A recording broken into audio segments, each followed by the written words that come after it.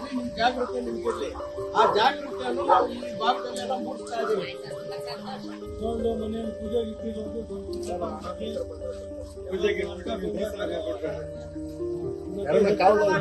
ಸಮಸ್ಯೆ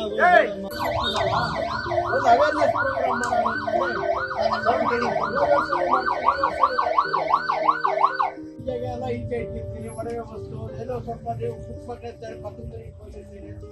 ಅದ್ರ ಬಗ್ಗೆ ಬೇರೆ ಜವಾಬ್ದಾರಿಗೆ ಎಲ್ಲ ಅರಿಶಿನ ಬಿಟ್ಟಿರ್ತೀರಿ, ಒಡವೆ ಎಲ್ಲ ಬಿಟ್ಟಿರ್ತೀರಿ.